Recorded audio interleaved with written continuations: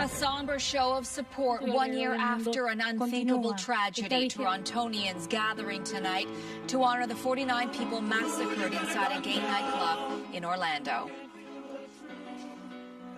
Good evening, I'm Zoraida Allman. The violence inside Pulse nightclub was the deadliest mass shooting in American history and rocked an entire community to its core. Events have been held around the world today, all with the same message, that love conquers hate.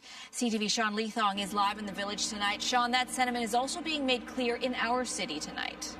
It certainly is, Zoraida. Hundreds of people were gathered behind me just a few moments ago, sending that message out. They wanted to let the people of Orlando and the people of the world know that they will not go away. We're good, thank you. Gilberto R. Silva Menendez, 25 years. 49 names, each read aloud, each the name of a victim of unimaginable tragedy.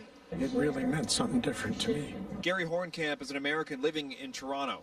His candle is one of several hundred lit by a community that's resolute. We're still here. We're not going anywhere.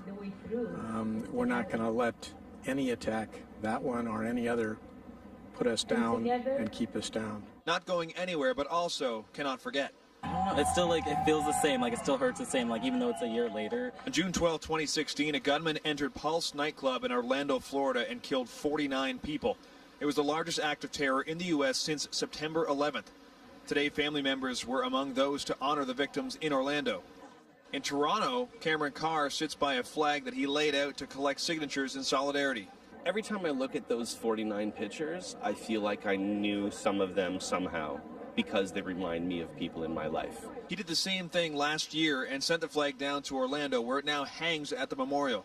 The people who were killed last year were our friends, our bartenders, our bouncers, the people that we danced with, and maybe even just people that we waved at and didn't know. This flag will also be sent to Orlando. As members of the community gathered to honor those who were killed, the feeling cannot be escaped. For me, it's very sad. It's sad to know that bodies like mine, bodies like the people whom I love, are actively targeted. Jamie Sampa organized the event, and despite the somber emotion, she echoes the familiar theme.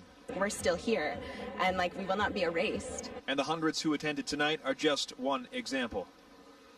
And there were a number of Americans who were inside the crowd tonight. I spoke with them, and they were saying they were surprised and touched that Canada opened their arms to some people inside their country.